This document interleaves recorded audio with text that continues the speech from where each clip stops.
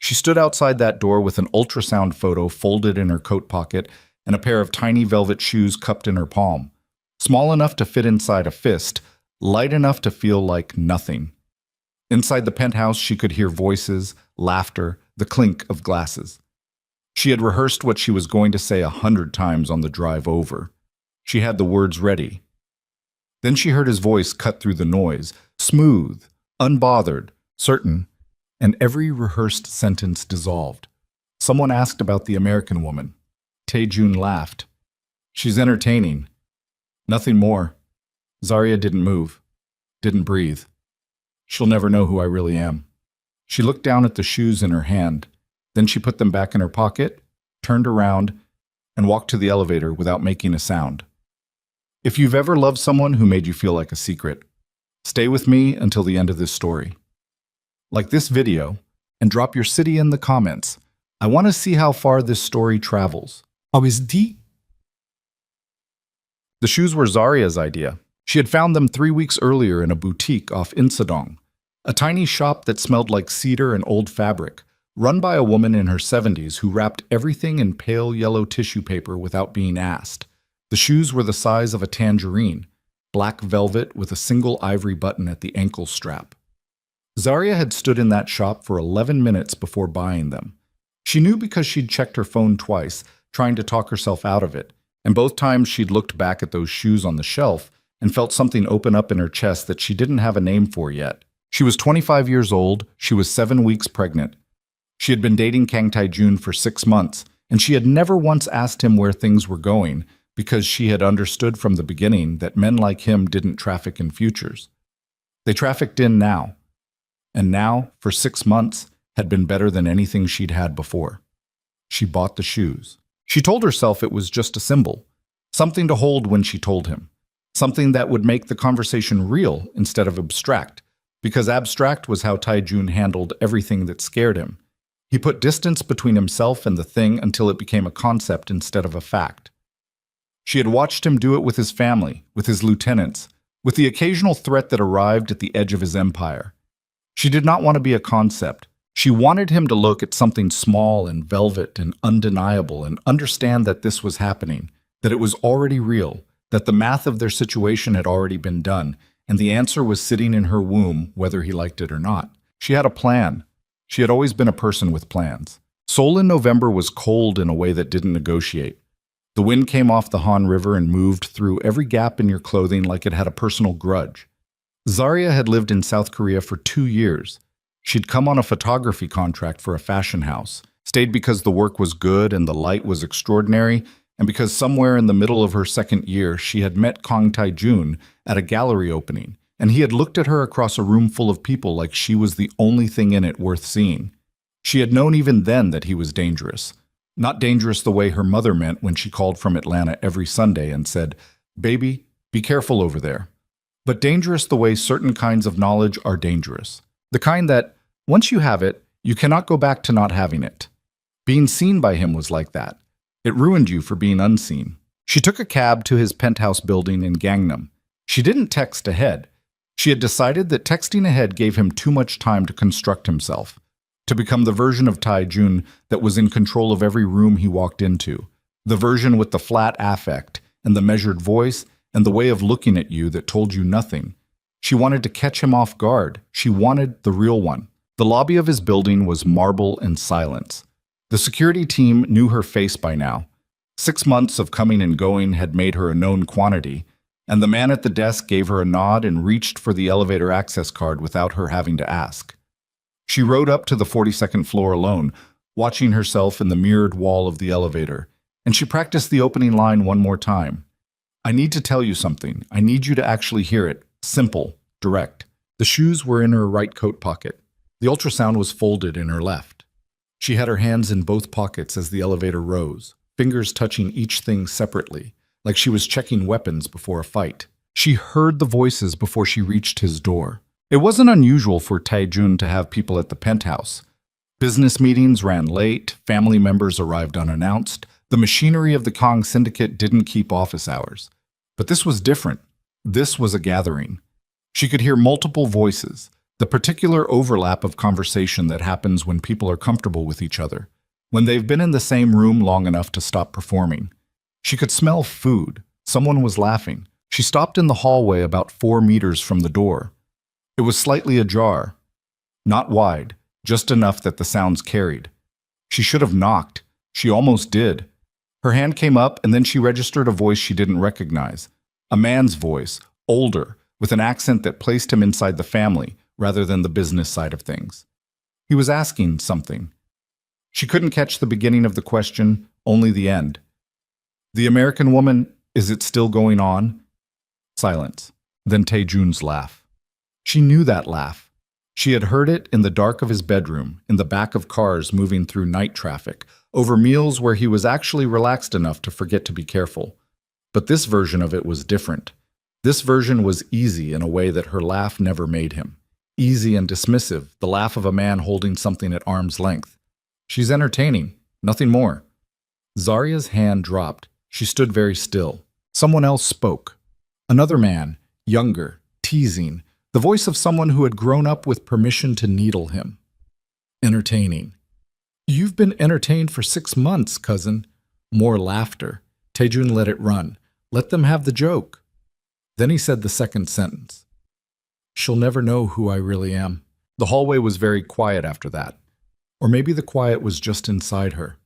That particular silence that moves in when something breaks, filling all the space the broken thing used to occupy.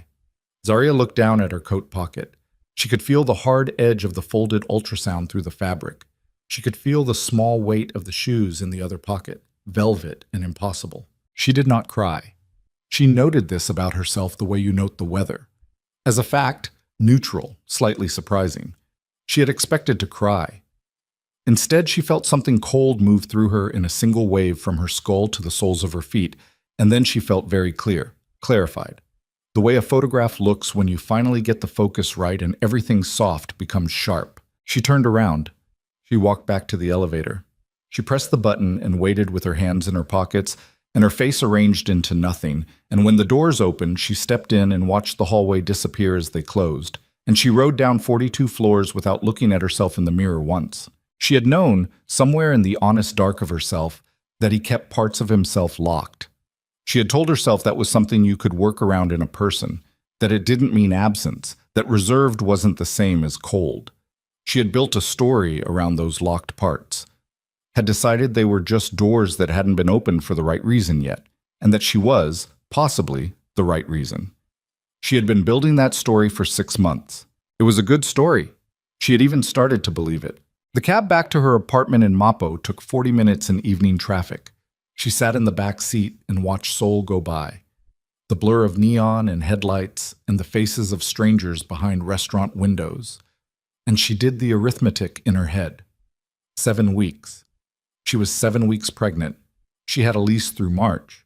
She had a camera bag and a hard drive full of work, and a mother in Atlanta who had a spare room and who asked every Sunday, without fail, "Baby, when are you coming home?" She didn't make any decisions that night. She was too tired for decisions. She just sat with the arithmetic and let it run. By morning, the decision had already made itself. She started packing before sunrise. She didn't pack dramatically. That was the thing she would remember later, how undramatic the actual leaving was. No symbolic gestures, no destroyed photographs, no crying into boxes. She was methodical. She had always been methodical. She packed her work equipment first because that was the most expensive and the most irreplaceable. Then her clothes. Then the small things that mattered. The cast iron pan she'd bought at a market in Namdaemun, the set of brushes she used for darkroom work, the photograph her father had taken of her mother on their wedding day that she kept on the bookshelf because it reminded her what actual choosing looked like. She left things behind too. Not because she forgot them, but because she decided deliberately. The kitchen table she'd found on the side of a road and repainted. The set of Korean language flashcards she'd been working through since her first week in the country. A coat she loved that she'd bought in Itaewon the previous winter. It was a good coat and she liked it, but she knew that if she took it home she would look at it someday and feel the echo of this city and this time and this man, and she did not want that. She wanted a clean edge. She was going to need one. She arranged for a moving company to ship what she was keeping. She handled the lease termination through a property management company her employer used. Efficient, transactional, no conversation required. She canceled her Korean phone number. She booked a flight to Atlanta through Tokyo, leaving in 4 days. And she spent those 4 days finishing the last of her contracted work. Images for a winter lookbook that needed to be delivered before year end. Because she was a professional and she had never missed a deadline, and she was not going to start because a man had made her feel like a secret. She did not contact Taejun. She did not leave a note. She did not send a message through anyone or anything. She understood that this was the only kind of leaving that would work. Not a confrontation, not an explanation, not a scene in which he could use his particular talent for controlled calm to make her feel like she was overreacting. Just absence, clean and complete. And the conversation they would have had, the one where he explained himself and she listened and he was persuasive and she was already 6 weeks in love with him. That conversation was not going to happen. She knew how it would end. She knew herself. The shoes and the ultrasound photograph she kept. She put them in a separate zippered pouch at the bottom of her carry-on bag. She didn't examine why. Some things you keep without explaining yourself. Her flight was at 6 in the morning. She left her apartment keys in the management company's drop box at 4 a.m. and took a cab to Incheon alone through the dark. And she watched Seoul recede through the rear window until it was just lights, and then just the memory of lights, and then nothing. Papapash. Atlanta arrived the way it always did, hitting her in the face with the particular combination of humidity and pine and car exhaust and the specific quality of southern light that was nothing like Seoul's cold precision. Her mother, Dorothy Brooks, was at the arrivals gate in a green parka with her arms already open before Zaria had cleared the barrier, and Zaria walked into them and let herself be held for a long time without saying anything.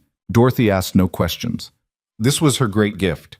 She was a woman who understood the shape of her daughter well enough to know when the questions would be wasted, when the right thing was just to bring someone home and feed them and let them find their own way to the words at their own pace.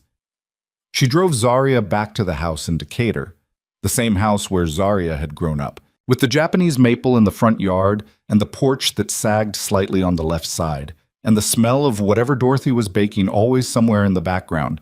And she made coffee and set a plate of food on the kitchen table and sat across from her daughter and waited.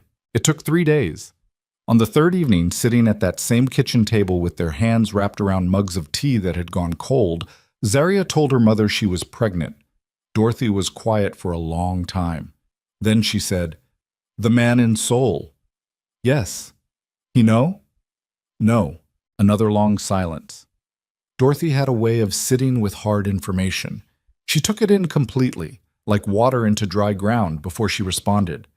Zaria had always respected this about her. She watched her mother's face do the work. "Are you going to tell him?" Zaria looked at her tea. "No." Dorothy didn't push. She just nodded, slowly, and reached across the table and put her hand over Zaria's, and that was the whole conversation. For now. There would be more conversations. Dorothy Brooks was not a woman who let things go permanently unexamined. But she understood that for now was all her daughter had to offer, and for now was enough. The first doctor's appointment was at a practice in Decatur, 8 blocks from the house, the kind of small practice that had been in the same building for 20 years and where the nurses remembered your name and the waiting room had magazines that were 6 months out of date. Zaria went alone. Dorothy offered to come. Zaria said she was fine. She sat in the waiting room with her coat in her lap and her phone turned face down, and she watched a pregnant woman across from her, maybe 30, tired-looking, a toddler climbing on the chair beside her. And she thought, not for the first time and not for the last. What exactly are you doing? She didn't have a clean answer. The honest answer was that she was doing the thing that felt survivable. Telling Taejun did not feel survivable. Not because she was afraid of him. She had never been afraid of him in any way that mattered, but because telling him meant opening a door she had deliberately closed, and behind that door was the version of the conversation she had talked herself out of in the cab on the way home from his building. The version where she gave him the chance to explain, and he explained, and she listened, and the explanation was good enough, and she stayed. And then someday, not now, maybe not for years, she heard another laugh through another door and understood again what she had always been to him. She could not do it twice. Once was already going to cost her everything she had. She made the appointment, paid her copay, scheduled a follow-up. She walked home in the November cold with her hands in her pockets, and for just a moment she felt the ghost of velvet fabric against her fingers, a reflex memory, and she made herself stop and breathe until it passed. Taejun noticed she was gone on the third day. This was the thing that would stay with him later. Not that she left. He had processed that, eventually, in the way he processed most things that hurt him, which was to move the information into a locked room and not look at it directly. What stayed with him was the 3 days. 3 days during which her absence had registered as silence rather than emergency, as the ordinary quiet between them rather than the specific silence of someone who had removed themselves deliberately and completely. He had been busy. The family dinner had run long. There was a situation developing with a distribution network in Busan. His father had wanted 3 separate conversations about the succession timeline in 2 days. He had been busy, and she was not the kind of woman who demanded constant contact, and so he had let the quiet be quiet for 3 days before he picked up his phone to call her. The number was disconnected. He called again. Same result. He sat with his phone in his hand for a moment and felt something move through him that he didn't immediately identify. Then he called the building manager at her apartment complex. The man told him, with the particular discomfort of someone delivering news they'd rather not, that Ms. Brooks had terminated her lease 6 days prior and the unit had already been returned to available status. Taejun hung up. He sat in the chair behind his desk in the private office at the Kang Group headquarters building, not the legitimate business office that occupied the 23rd and 24th floors, but the one on the 31st that didn't appear on any building directory. And he stared at the middle distance for an amount of time he couldn't account for. He called Min-jun. Kang Min-jun was his logistics director, which in the context of their organization meant the man who could find anything and anyone, who had access to surveillance networks and travel records, and the kind of information that technically required court orders to obtain. Min-jun picked up on the first ring. I need a locate on Zaria Brooks, American national, age 25. Last known address in Mapo-gu. A pause. The photographer? Yes. Another pause. Shorter. Min-jun was smart enough not to comment on the unusual nature of the request. Give me an hour. It took 40 minutes. Zaria had left on a commercial flight from Incheon to Hartsfield-Jackson, Atlanta, with a connection in Tokyo, 6 days prior. She was, as far as the available data indicated, in Atlanta, Georgia. There was no hotel booking under her name, which suggested she was staying with family or friends. She had canceled her Korean phone number. She had not used her Korean bank account since departure. Taejun listened to Min-jun read out these facts in his calm, professional voice and felt, with each item, the picture assembling itself into something that he recognized but did not want to name. She had planned this. This was not impulsive. She had worked through her lease, arranged a shipping company, canceled accounts. She had taken 4 to 6 days to dismantle her entire soul life with the efficiency of someone who had made a final decision and was executing it cleanly. He had been 30 minutes away during those 4 to 6 days. He had been in this building, going to meetings, handling his father's concerns, and she had been 4 kilometers away in Mapo-gu, making herself disappear. What was the date of the lease termination? He asked Min-jun. The answer was the day after his family dinner. He sat with that for a moment. Was she at the building that evening? The 14th. Min-jun checked with the residential security logs. Yes. Visitor log shows Brooks Zaria arriving at 1942. No record of her entering the penthouse floor. No record of her entering, which meant she had gotten off the elevator somewhere below the 42nd floor, or she had arrived in the lobby and turned back, or she had come up to the floor, and something had stopped her before she knocked on the door. Taejun closed his eyes. He thought about the family dinner. He thought about his uncle Hyun Seok's question, sharp, probing, the kind of social maneuvering his family disguised as casual conversation. And he thought about what he had said in response to it. He heard himself say it again in the quiet of his own office. She's entertaining, nothing more. He heard himself say the second sentence. He felt the shape of it in his mouth like something he should have bitten down on before it escaped. He thought about a woman standing on the other side of a door that was slightly ajar. He thought about what she would have heard. He put the phone down on the desk and pressed the heels of both hands against his eyes, hard enough to see color, and he made no sound. He was a man who had been trained, by circumstance, and by the particular culture of the organization he'd inherited, to keep his face controlled and his voice flat, regardless of what was happening behind it. He was very good at this.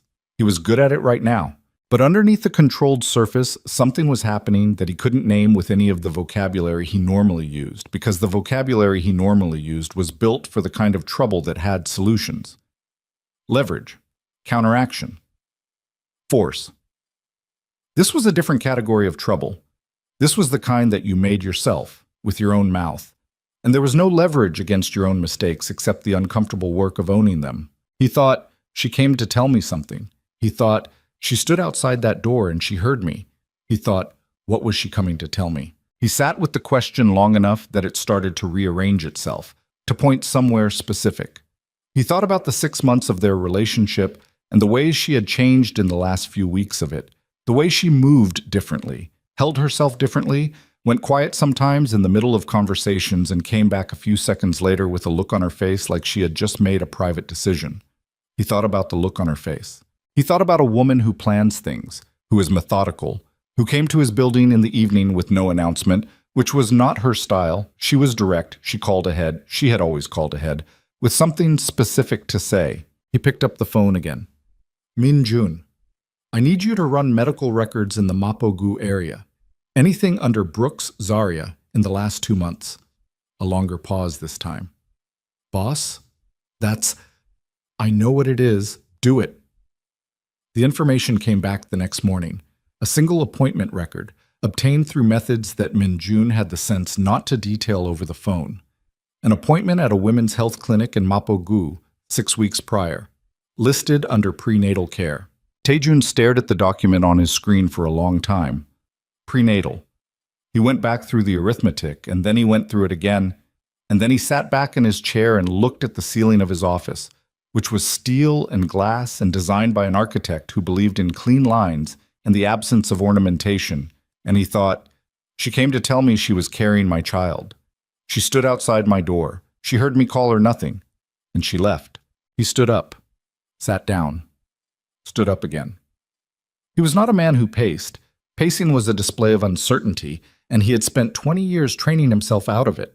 But right now he was doing something adjacent to pacing, moving around the edge of his office in slow circuits, because the alternative was to sit still with the full weight of what he had done, and he wasn't ready for that yet. She had been in Atlanta for 12 days.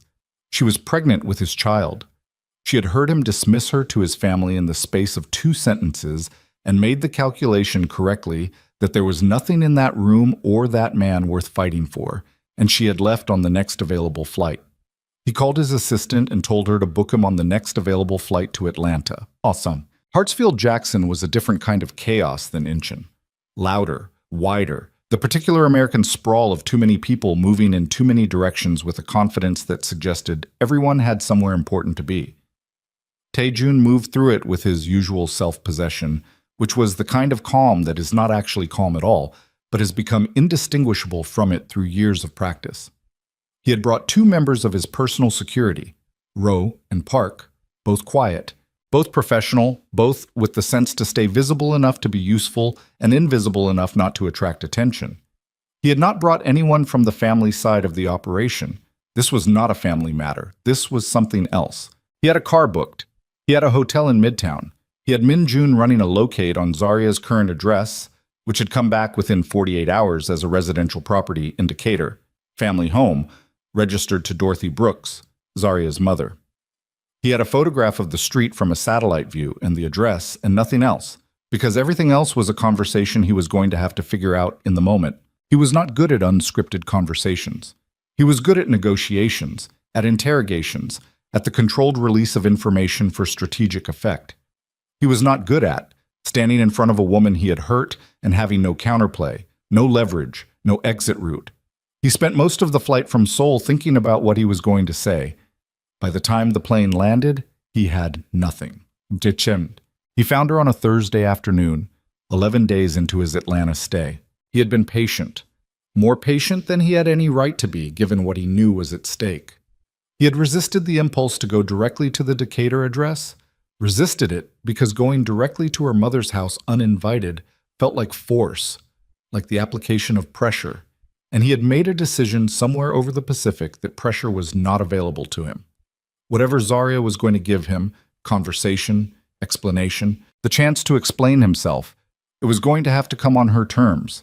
He could not take it. He had taken enough already. He had people watching the neighborhood. Loose, careful, unintrusive. The kind of watching that didn't disturb the air. He hated that he was doing it. He did it anyway. She was at a grocery store 6 blocks from her mother's house. A regular grocery store, the kind with the fluorescent lighting and the produce section near the entrance and the freezer cases in the back. Tae-jun was in a car across the street when Min-jun's man called in the sighting, and he told Ro to park and got out of the car and walked across the street and into the store alone, over Ro's objections, because this was not the kind of thing you did with security. He saw her in the produce section. She was wearing a gray coat he didn't recognize. She must have bought it here. And she had her hair pulled back, and she was standing in front of a display of oranges with one in her hand, checking it with the focus she gave everything. Complete, unhurried, thorough. Her profile was to him. She looked the same. She looked different. He couldn't reconcile both of these things, and so he just stood there for a moment at the end of the aisle, 9 feet away, watching her examine an orange. She felt him before she saw him. He watched it happen.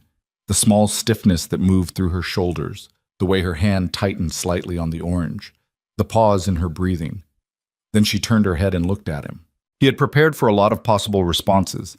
Anger, tears, a confrontation right there between the oranges and the apples. What he had not prepared for was what he got. Her face arranging itself into a look of almost perfect blankness. Not cold, not angry, just carefully empty. And then she turned back to the display and placed the orange in her basket and walked away. Down the produce aisle and around the corner, without looking back, at the steady pace of a woman going somewhere specific who has not been interrupted. He followed.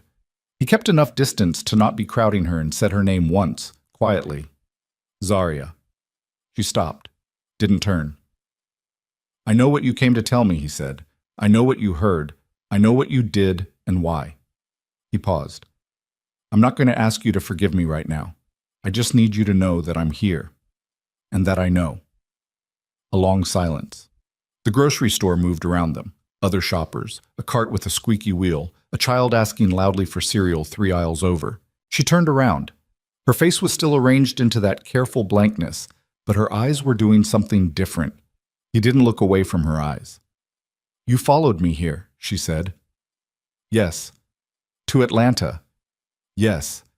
She looked at him for a long time, the kind of looking that is actually assessment, measuring something, calculating. He stood still and let her do it. Go home, Tae-jun, she said. Her voice was quiet, completely flat. The voice of a woman who has already had this conversation in her head 100 times and reached the same conclusion every time. Then she turned and walked toward the back of the store, and this time he let her go. He stood in the produce section of a grocery store in Decatur, Georgia, and watched her disappear around a corner, and he understood, with the specific clarity of a man who has just run out of every kind of move he knows, that he was going to have to learn an entirely different way of operating, because the alternative was losing everything.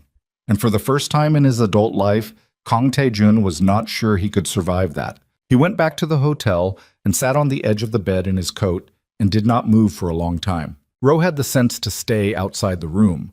Park had ordered food that was sitting on the table by the window going cold. Tae-jun didn't look at it. He was looking at the middle distance again, which had become a habit in the last 2 weeks. That particular unfocused stare he used when he was processing something that didn't have a clean solution, running it through every angle he had, checking for the approach he'd missed. There was no approach he'd missed. That was the problem. He had built his entire adult life around the premise that any situation could be handled if you understood the leverage points. Who needed what? Who feared what the other party valued enough to trade for. The Kang Syndicate ran on this logic. His father had taught it to him before he was 15. Find the pressure point, apply measured force, achieve the outcome. It was not cruel, his father always said. It was just honest about how the world worked. Zarya had no pressure points. Or rather, she had them. She was human. She had things she feared and things she needed, but he was not going to use them. The decision had settled in him somewhere over the Pacific, and it was not negotiable with himself. Whatever she gave him was going to be given freely or not at all, which left him with exactly nothing in his toolkit, and a woman who had looked at him in a grocery store with eyes that were not angry, not sad, just finished, and told him to go home. He did not go home. He extended his hotel stay through the end of the month. He called Min-jun and told him to hold things in Seoul. There were people who could manage the operational side for 3 weeks without him if he was reachable by phone, which he would be. Min-jun did not ask questions. This was one of the things that made Min-jun valuable. He also called his cousin Seo-won, which was a different kind of conversation. Seo-won was the one who had been teasing him at the dinner, the younger voice, the one that had laughed. He and Seo-won had grown up together, shared tutors, shared training, shared the particular education that the sons of syndicate families received alongside their regular schooling. Seo-won was loyal the way blood was loyal, which was completely, thoughtlessly, and sometimes catastrophically. The call lasted 4 minutes. Tae-jun told him exactly what had happened, that Zarya had been in the hallway, that she had heard the whole conversation, that she had been pregnant when she came to the door. He said it clean and fast with no editorial. When he finished, there was a silence on the line that had a specific texture to it, the silence of someone realizing they were part of a damage they hadn't seen themselves doing. "Tai," Seo-won said, "that was all. I'm telling you because someone in that room is going to notice I've been gone and start asking questions," Tae-jun said. "I need you to manage that. What do I tell them? Tell them I'm handling a business situation. That's true enough." Another silence. Uncle Hyun-suk already asked. Tae-jun went still. "When?" 3 days after you left. He came by the office looking for you. I told him you were in Japan. He believe it? For about a day." A pause. He knows you're not in Japan. I don't know what he knows beyond that, but he's... Seo-won stopped. Started again. He's been asking about the woman, about whether she was actually gone or just gone from Seoul. The muscles in Tae-jun's jaw tightened. He felt it happen and controlled it before it moved anywhere else on his face, because that was the reflex, the trained response, even alone in a hotel room in Atlanta with no one watching him. "What did you tell him?" "Nothing." "I don't know anything, so there was nothing to tell." "A beat. Until now. You're going to keep not knowing anything." "Yes," Seo-won said, without hesitation. "Obviously." Tae-jun ended the call and sat with the new information for a while. Kang Hyun-seok was his father's younger brother and the syndicate's senior strategic advisor, which was a polite title for the man who had been making the organization's most ruthless decisions for 30 years, while his elder brother maintained the public-facing dignity of the patriarch. Hyun-seok was not cruel for its own sake. He was practical in a way that had long since become indistinguishable from cruelty. He did not ask questions because he was curious. He asked questions because he was building something, an assessment, a plan, a move that hadn't been announced yet. The fact that he was asking about Zarya meant he already understood she was more than entertainment, which meant he was several steps ahead, and Tae-jun was in Atlanta, and between those two facts there was a gap that made him deeply uncomfortable. He picked up the phone again and called his father. Elder Kang Byung-ho was 71 years old and had been running the Kang syndicate in one form or another since he was 34. He answered his private line after 2 rings, which meant he was awake and alone, which at this hour meant he had been expecting the call. "You're not in Japan," his father said. "No. Where are you?" "Somewhere I need to be." A pause. "Has Hyun-suk said anything to you? About the American woman?" His father's voice was careful, the voice he used when he was navigating something he hadn't fully decided about yet. "He's mentioned her. Mentioned that you seem unusually invested." "What did you say?" "I said you were entitled to your private life so long as it didn't create complications." A long pause. "Has it created complications, Tae-jun?" He thought about Zarya in the produce section. He thought about a folded ultrasound photograph and a pair of velvet shoes. "It's my business to handle. That's not what I asked." "Father." His voice was quiet, flat, the voice he used in negotiation when he was setting a boundary that was not open for discussion. "I'll handle it." His father was quiet for a moment, then, "Your uncle is not patient, Tae-jun. You know this. If he decides the situation requires attention before you've addressed it, tell him to wait. I can tell him. I cannot guarantee he will." The call ended. Taejun sat in the hotel room and listened to the Atlanta night outside the window. The distant sound of traffic, a siren moving away, the particular hum of a city that never fully went quiet. And he felt, for the first time, the full dimensions of the thing he had put in motion by doing nothing. By saying 2 sentences to a room full of family members while a woman stood on the other side of a door. He had not lied to her. He had not betrayed her in any active sense. He had simply failed to protect her from the version of himself that existed inside that room, inside that family, inside that organization. The version that had learned before he could shave that softness was something enemies used against you. He had protected himself. He had not protected her. The distinction had not seemed important at the time. It seemed critical now. Dorothy Brooks had opinions about Kang Tae-jun before she ever laid eyes on him, and those opinions were not favorable. She had formed them over 6 months of Sunday phone calls during which her daughter had talked about Seoul and the work, and occasionally, carefully, the edges of a person she was spending time with. Zarya was not a woman who led with her heart in conversation. She had gotten that from her father, God rest him, who could go 3 months without mentioning something important and then drop it into a conversation like it had always been there. So Dorothy had read the edges. The way her daughter's voice changed register when she mentioned him without mentioning him. The way certain sentences had a particular shape, like they'd been edited before delivery. She had known before Zarya did, or before Zarya admitted it, that there was someone real happening in Seoul. Someone who mattered in a way that made Zarya careful about how she talked about him. And then Zarya had come home on a November morning with the face she wore when she had made a decision that was costing her more than she was going to say. And 3 days later, she had sat at Dorothy's kitchen table and said the word pregnant, and then said the man didn't know and wasn't going to. And Dorothy had pressed her hand over her daughter's and said, "Okay," and let it sit. She was not done with it. She had just let it sit. On the 4th week of Zarya being home, Dorothy came into the kitchen at 7 in the morning and found her daughter standing at the window over the sink with a mug of tea, looking out at the backyard with the focused stillness that meant she was working something over. Dorothy poured her own coffee and sat at the table and waited. "He's here," Zarya said. Dorothy didn't ask who. "In Atlanta?" "Yes," she didn't turn from the window. "I saw him 11 days ago, at the grocery store. He followed you here. He found me here." A pause. "He knew. About the—" She stopped, started again. He'd figured it out. Dorothy wrapped both hands around her mug. The kitchen was warm. Outside, the Japanese maple was bare, its branches making their complicated pattern against the gray December sky. What did he say? That he knew what I'd come to tell him, that he knew what he'd done. She finally turned from the window. Her face had that edited look, the one where she was giving you the facts and keeping the weather to herself. He said he wasn't going to ask me to forgive him, but he's still here.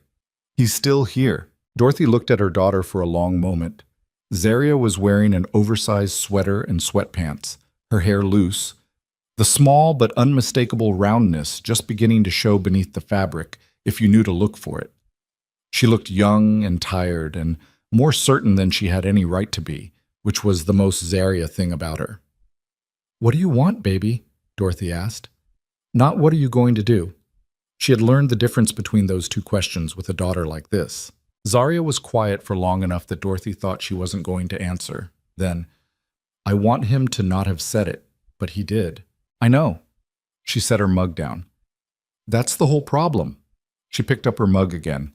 "I keep thinking, if I'd knocked on the door before I heard it, if I'd been 30 seconds earlier, we'd have had a completely different conversation, and I'd probably still be in Seoul and everything would be different." She shook her head. "But I wasn't 30 seconds earlier. I was exactly when I was, and I heard exactly what I heard, and that's the version of him that's real.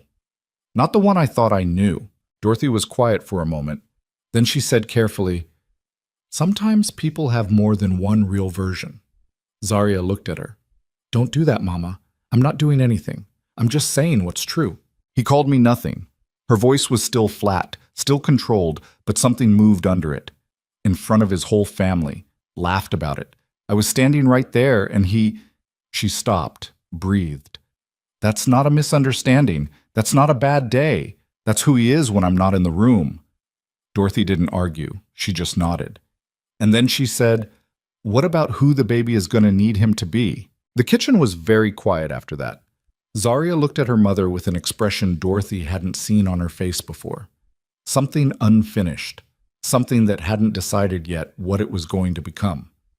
Then she picked up her mug and walked out of the kitchen, and Dorothy heard her footsteps on the stairs, and then the sound of her bedroom door closing. Not hard, just closed. Dorothy sat alone in the kitchen for a while. Then she refilled her coffee and started making breakfast, because that was the thing you could always do when everything else was complicated. The man who knocked on Dorothy's door on a Thursday afternoon 3 days later was not Kang Taijun.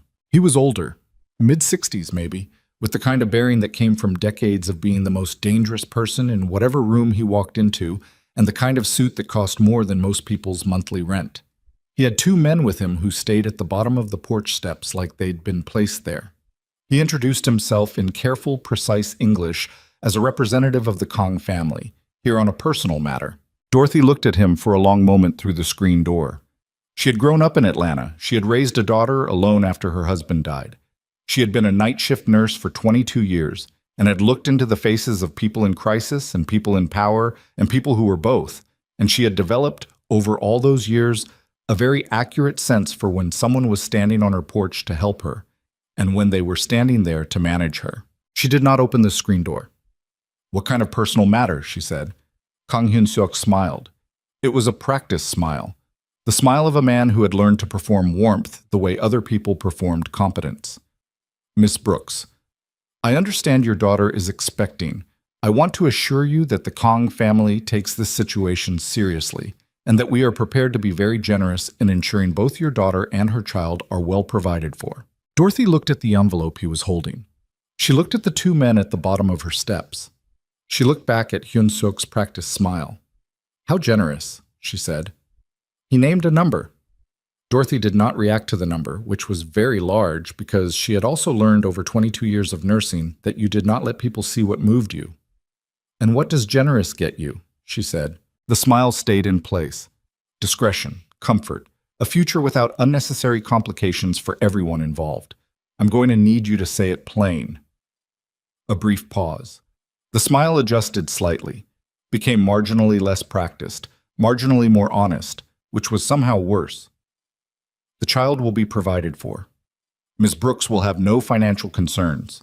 In exchange, the family asks for privacy regarding paternity and no contact with Taejun going forward." Dorothy looked at him for a long time. Then she said, "You need to get off my porch. Ms. Brooks, I'm not going to say it twice." Her voice was completely level. "Take your envelope and your men and get off my property. My daughter doesn't need your money, and she doesn't need your conditions, and she doesn't need any representative of any family making decisions about her child from her front porch." She held his gaze. "Are we clear?" Hyun-seok stood very still for a moment. Something moved behind his eyes. Not anger exactly, more like recalculation, the adjusting of a plan that had encountered unexpected resistance. Then he nodded, once, and turned, and walked back down the porch steps, and Dorothy watched him and his 2 men get into a black car and drive away. Then she went inside and called Zarya down from her room and told her exactly what had happened, word for word, without editorializing. Zarya listened to the whole thing standing in the hallway with her arms crossed over her chest. When Dorothy finished, she was quiet for a long moment. Her face was doing the thing where she was very still on the outside because something large was moving on the inside. "How did he know where you lived?" Dorothy asked. "The same way Taejun did," Zarya said. Her voice was flat and careful. "They have people." Zarya: "I know, Mama. This is not—" Dorothy stopped. Started again. "This is a different category of situation than I understood it to be." "I know." She uncrossed her arms, let them fall to her sides. She looked down at the floor for a moment, then back up. "I need to make a call." Dorothy watched her daughter walk into the kitchen and pick up her phone. She watched her stand at the window over the sink, the same spot she'd stood 11 days ago, and dial a number she apparently still had. She watched Zarya hold the phone to her ear and wait, and she heard her daughter say, when it connected, "Your uncle came to my mother's house today. I need you to know that. Whatever you do with it is your business." A pause. "Don't come here." Then she hung up. She set the phone face down on the counter. She stood with her back to the room for a moment, both hands flat on the counter edge, her shoulders carrying something that hadn't been there an hour ago. Then she straightened and turned around, and her face was the edited face, the one that gave you facts without weather, but her eyes were doing something he had never seen them do before. Taejun had been sitting in the parked car across the street from the Brooks house for 11 minutes when his phone rang.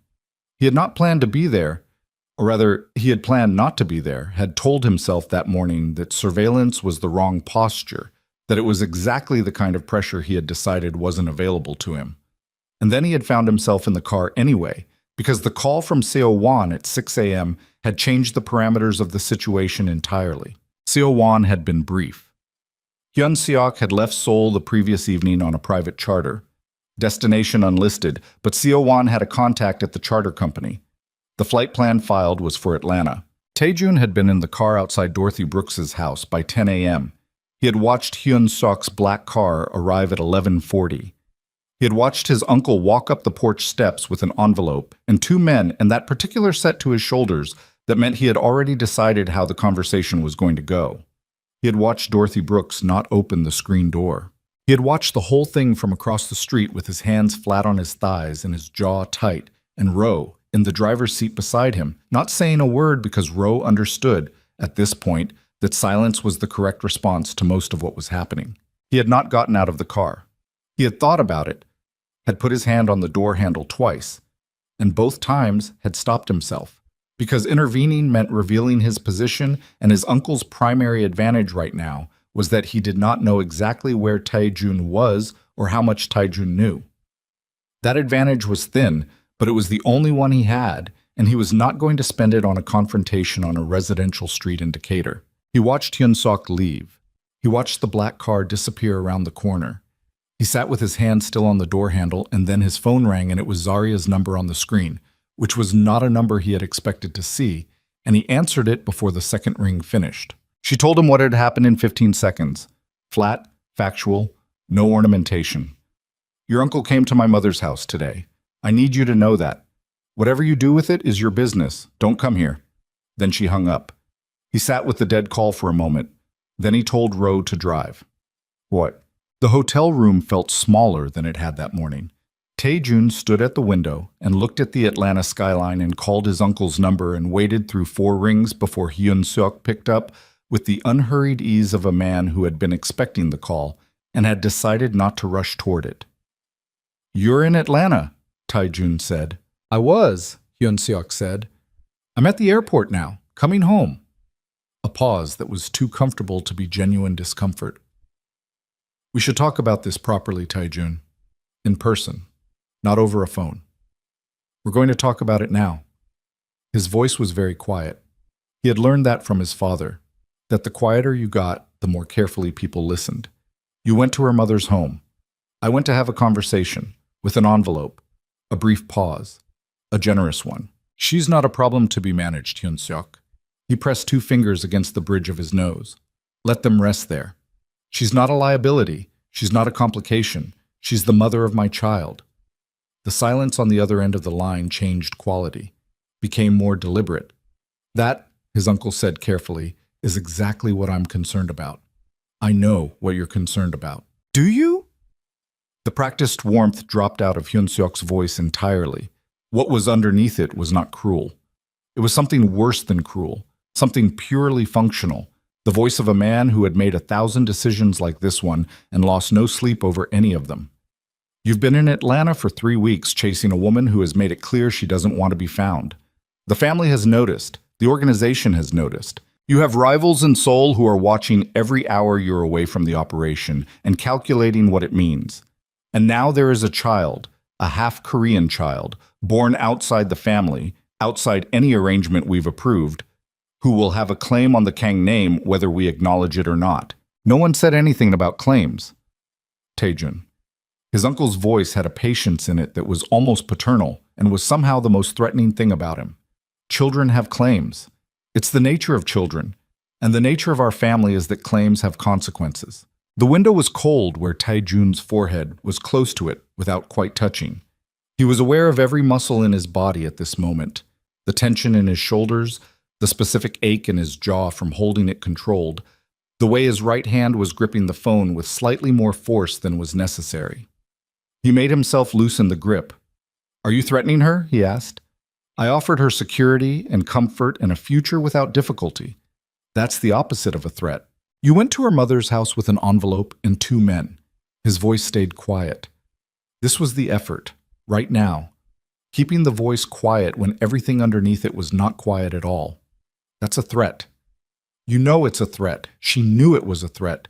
Don't perform innocence with me." Another silence, longer this time. When Hyun-seok spoke again, the patience had recalibrated into something sharper. "Come home, Tae-jun. We'll sit down with your father and discuss this properly. There are arrangements that can be made that protect everyone's interests, including the woman's, but you need to come home and stop conducting yourself like a man who has forgotten what he is." "What I am," Tae-jun said very quietly, "is the reason this organization functions. Not you, not father, me.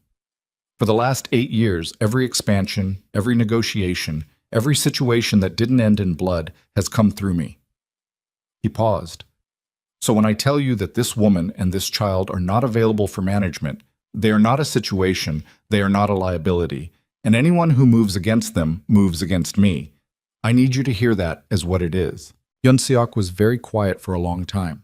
Then he said, "I hear you." 2 words, completely neutral. The neutrality of a man who has just moved a piece on a board that you cannot see. The call ended. Tae-jun stood at the window for a long time afterward.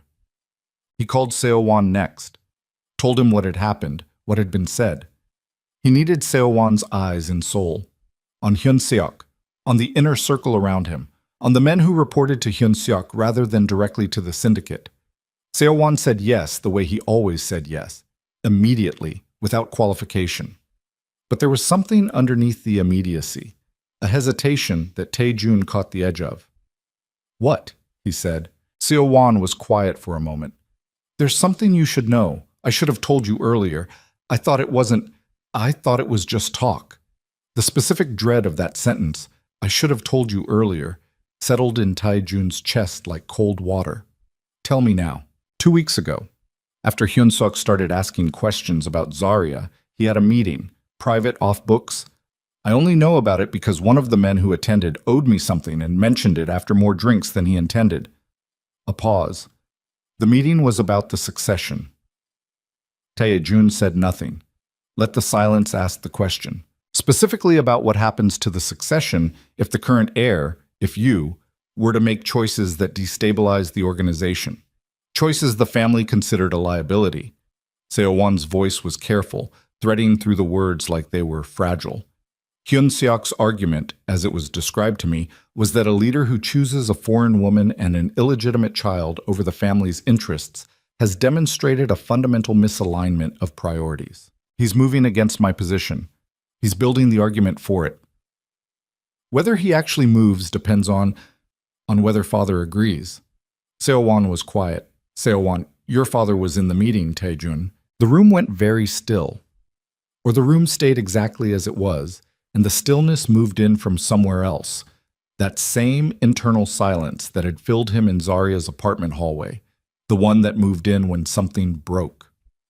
He stood at the window and looked at the Atlanta skyline and processed what he had just been told. His father, who had told him 4 days ago that he was entitled to his private life so long as it didn't create complications. Who had said, "I can tell him to wait. I cannot guarantee he will." Who had said those things in the voice of a man navigating something he hadn't fully decided about. And now Tae-jun understood that the navigation was not about whether to protect his son. The navigation was about how to arrange the removal of his son's position without making it look like a betrayal. "How many people were in that meeting?" he asked. His voice was extremely quiet. 7, Seo-won said. All inner circle, all senior. 7 people. The entire senior leadership of the Kang Syndicate assembled in private 2 weeks ago to discuss dismantling his succession while he was in Atlanta trying to earn back a woman who didn't want him in her driveway. He had left the operation exposed. He had left his back uncovered. He had been so focused on the damage in front of him that he had not seen the damage accumulating behind him. He was 8 years into building an empire that was in the process of being taken from him, and he had walked away from it voluntarily, and his uncle had watched him walk and had started counting the steps. "Get me everything," he told Seo-won. "Every name in that meeting, every conversation you can document. I need to know exactly where this is. Tae, if I start pulling that thread, Hyun-seok will know someone's talking. Then be careful." He paused. "Can you do this?" "Yes," Seo-won said. No hesitation this time. "Yes, I can do this." The call ended. Tae-jun turned away from the window and sat on the edge of the bed and pressed both hands together between his knees and breathed. In through the nose, out slow. The technique his first trainer had taught him at 15 for the moments when the adrenaline was running and you needed your brain to work anyway. He had used it before operations, before negotiations, before situations where the wrong decision in the next 30 seconds could end badly for everyone involved. He used it now, breathed until the noise in his head became manageable. Then he started thinking. The situation had two components, and they were pulling in opposite directions. In Seoul, his position was being dismantled by the man who had helped build it, with the possible complicity of his own father. That required his presence, physical presence, the visible reassertion of his authority, the kind of confrontation that happened face to face or not at all. Every day he stayed in Atlanta was a day his uncle had the floor to himself. In Atlanta, there was a woman 4 months pregnant with his child who had just been visited by that same uncle with an envelope full of money and 2 men standing at the bottom of her mother's porch steps. She had called him, the first contact she had initiated in 6 weeks, to make sure he knew what had happened. Not to ask for help, not to open a door, just to make sure he knew. He thought about those 2 calls. His uncle's voice, patient and functional, describing Zarya and the baby as a liability. Zarya's voice, flat and careful, 15 seconds of clean information, and then hang up. The difference between those 2 voices was the difference between the version of his life he had inherited and the version he had almost thrown away. He thought, what is the move that protects her without destroying the position? And what is the position worth if protecting it means leaving her exposed? He thought about that for a long time. Then he picked up his phone and called a number he had never called for personal reasons before.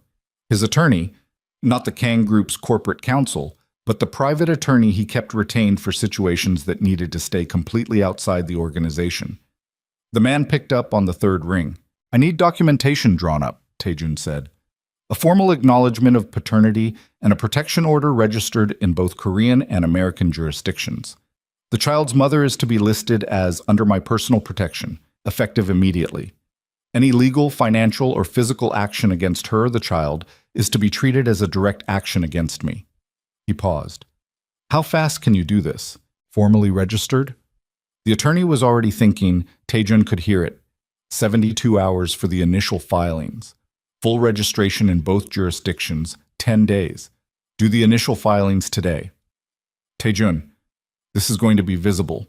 Anyone looking at your legal activity will see this." "That's the point," he said. He hung up and sat for one more moment in the hotel room, feeling the weight of what he had just set in motion. This was not a quiet move. This was not a strategic repositioning. This was a declaration. Visible, registered, permanent, that drew a line between him and his family's ability to manage this situation. And it was going to hit Hyun-seok's desk within 48 hours. And it was going to hit his father's desk shortly after that. And whatever conversation they had been having in their private meetings about his fitness for succession was about to become a different conversation entirely. He was past the point of managing this quietly. He understood that now. The quiet management window had closed when his uncle flew to Atlanta with an envelope. All that was left was the declaration. "You are under my protection. Anyone who moves against you moves against me." He got up, put on his coat, told Ro to bring the car around. He was going to the Brooks house. Not because Zarya had asked him to, because what was coming required that she understand the shape of it before it arrived. Dorothy answered the door. She looked at him for a long moment through the screen, the same look she had given his uncle, he suspected, though the response was going to be different because he was a different situation. And then she pushed the screen door open and stepped back without saying anything, which he understood was not an invitation so much as a decision to not block the door. He stepped inside. The house smelled like coffee and something baking and the specific warmth of a home that had been lived in for decades by people who meant it. He stood in the hallway and Dorothy looked at him with the frank, measuring look of a woman who has spent a career reading people under pressure and has very little patience for performance. "She's in the kitchen," Dorothy said. "I'll be in the living room." A pause. "Door stays open." "Yes, ma'am," he said. Dorothy's expression shifted by a fraction. Something that might have been surprise, quickly replaced by something that might have been assessment. She moved toward the living room. He went toward the kitchen. Zarya was at the table with both hands around a mug and a book open in front of her that she clearly wasn't reading. She looked up when he came to the doorway. She didn't stand. She didn't reach for her phone. She just looked at him with those eyes that were still doing that thing he couldn't fully name, finished and not finished at the same time, a door that was closed but hadn't been locked. "I told you not to come," she said. "I know." He stayed in the doorway. Didn't move further into the room. "I need to tell you something and then I'll go." She waited. "My uncle is going to try again. Not here, not like this. The direct approach didn't work and he's not a man who repeats failed tactics. But he's going to try again through a different angle. And I need you to know that because I need you to be careful about what you sign and who you talk to in the next few weeks. Anything official, any document, any financial arrangement, anything that looks like a settlement or an agreement, don't sign it until I've seen it. Don't talk to anyone who says they're representing my family." She was looking at him steadily. What's he trying to do? He wants you out of the picture. Quietly, legally, with enough money that it looks like a mutual decision. He paused. He also wants me out of my position. Those two things are connected. Something moved in her eyes. He's using the baby, to move against you. Yes, she absorbed that, set her mug down on the table, looked at it for a moment, then looked back up at him. "And you flying here and chasing me down, that made it worse. It wasn't a question, but he answered it anyway. Yes. You handed him the argument, yes." She looked at him for a long time. He stood in the doorway and let her look and didn't try to manage what she was seeing, which was the hardest thing he'd done in weeks. He was used to controlling what people saw when they looked at him. He had no control left to spend. "What did you do?" she said. Her voice had changed. Not softer exactly, but differently sharp. The edge of someone who has just understood that a situation is larger than they thought and is recalibrating quickly. "I filed documentation, paternity acknowledgement, a formal protection order in both jurisdictions." He held her gaze. "It's going to be visible. My uncle will know within 2 days. My father will know." The kitchen was very quiet. Outside, a car passed on the street. Somewhere in the house, a clock was ticking. "You declared war on your family," she said. "I declared that you and the baby are under my protection. Anything they do after seeing that, that's their declaration." She stood up from this table slowly, the way she moved now that the pregnancy was showing, deliberate, with the particular physical awareness of a body that had become shared territory. She walked to the window over the sink. Same window she always went to, he noticed. Same posture. Hands finding the counter edge. "Tai-jun," she said, not turning around. "I need you to understand something." Her voice was very careful. The voice of a person choosing each word with the full weight of its consequences. "I'm not going to be the reason you lose everything you've built. I'm not going to be something you sacrificed your empire for, and then, someday, when the sacrifice gets heavy, look at me and the baby and feel like we cost you something." "Zarya, I'm not finished." She turned around. Her face was not the edited face. This was the other one, the one he had seen rarely, the one that came out in the dark of his bedroom in Seoul in the hours before dawn, when she forgot to keep herself managed. The face that was actually her. "If you did this for me," the filing, the declaration, "I need to know it's because you actually understand what you did and who you are when I'm not in the room. Not because you're trying to fix a mistake. Not because the guilt got loud enough. Because those are not the same thing." She held his gaze. "Do you understand the difference?" He stood in the doorway of Dorothy Brooks's kitchen in Decatur, Georgia, and looked at the woman he had called nothing in front of his family and understood, with a clarity that had no comfortable edges, that she was right. There was a difference, and he was not certain, in this moment, which side of it he was on. He opened his mouth to answer. His phone rang. He looked at the screen. It was Seo Wan's number, but the call pattern was wrong. 3 short rings, hang up, immediate redial. That was the emergency signal, the one they had established years ago for situations that could not wait. He looked at Zarya. She looked at his phone. Something in her face shifted, not softening, not hardening, just changing into the expression of someone who has just understood that this. He stepped out of the kitchen to take the call. Zarya watched him go, watched his back clear the doorway, watched his shoulders do that thing they did when he was preparing for something bad, squaring slightly, dropping a half-inch, the posture of a man putting on armor.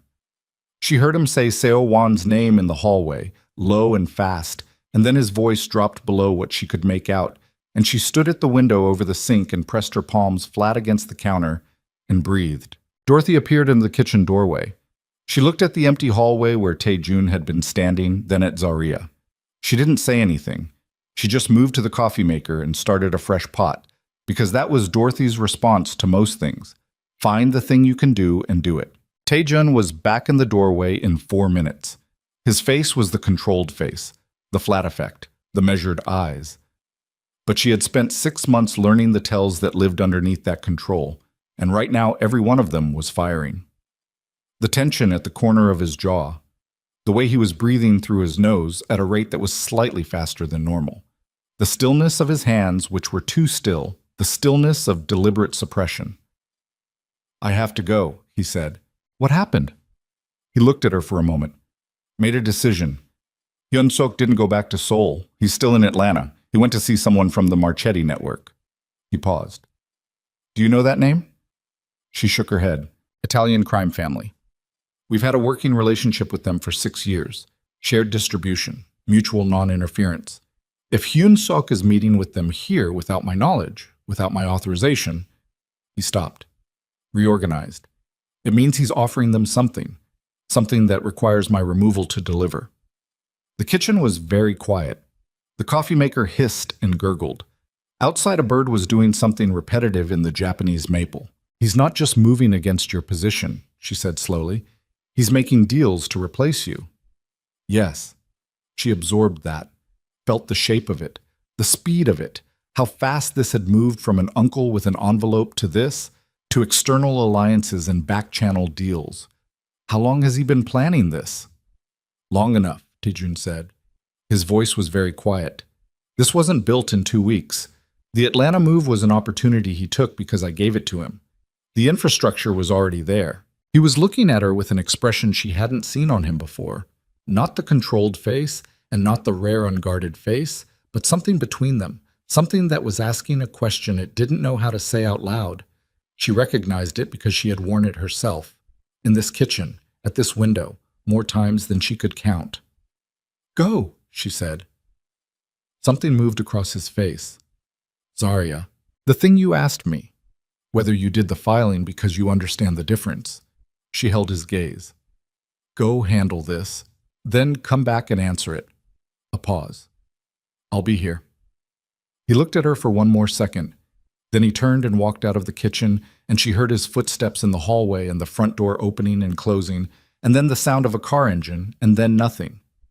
Dorothy set a mug of coffee on the table and sat down. Zarya stayed at the window. "You told him to come back," Dorothy said. "I told him I'd be here." She turned from the window, sat down across from her mother, wrapped her hands around the mug. "That's not the same thing." Dorothy looked at her. "No," she said. "I suppose it isn't." The meeting between Hyun Seok and the Marchetti representative was happening at a restaurant in Buckhead, the kind of place with good wine and enough ambient noise that a conversation at a corner table could stay private. Tae-jun knew the restaurant. He had eaten there twice on previous visits to Atlanta, business meals, nothing significant. It was a good choice for a discreet meeting, which meant Hyun-sok had done his homework on the city, which meant this had been planned before he left Seoul. Roe drove. Park was in the back with Tae-jun. Neither of them spoke. The Atlanta evening traffic was heavy, and Roe navigated it with the particular efficiency of a man who had driven through worse and worse cities, threading lanes, reading the patterns. Tae-jun sat with his phone and read the information Seo Wan had sent through. Names, a partial transcript from a contact Seo Wan had inside the meeting location, the shape of what was being offered. The Marchetti family would receive expanded access to Kang distribution networks in Southeast Asia. 3 ports, 4 routes, terms that represented a significant realignment of the organization's infrastructure.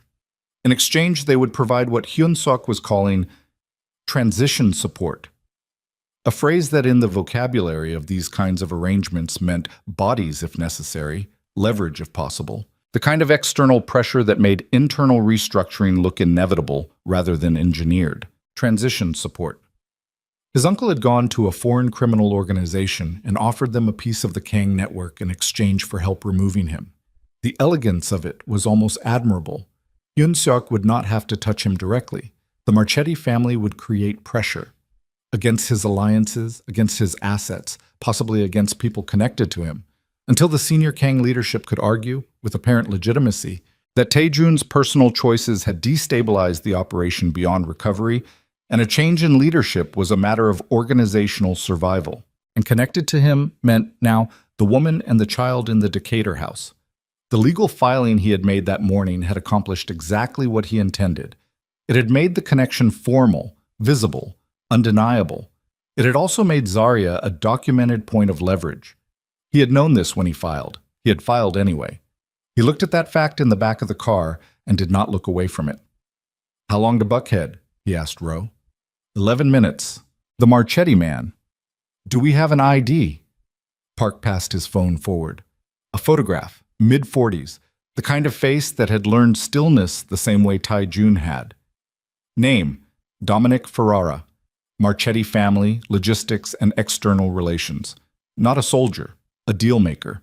The kind of man you sent when you wanted a negotiation to succeed. Tae-jun looked at the photograph for a moment, handed the phone back. "I'm going in alone." "Boss?" Rowe started.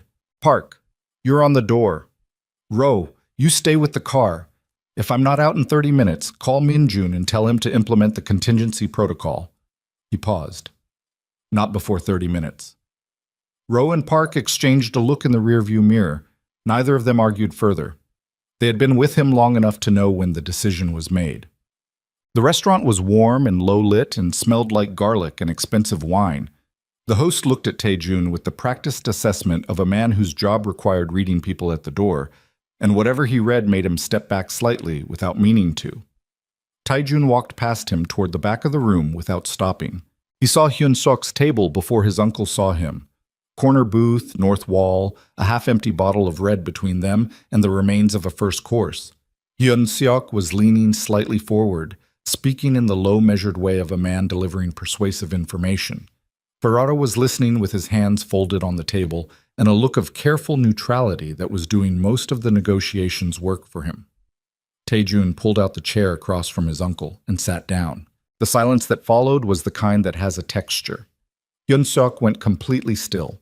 Not the stillness of shock, but the stillness of a man recalculating very fast, running through the variables, determining what this meant for the shape of the plan.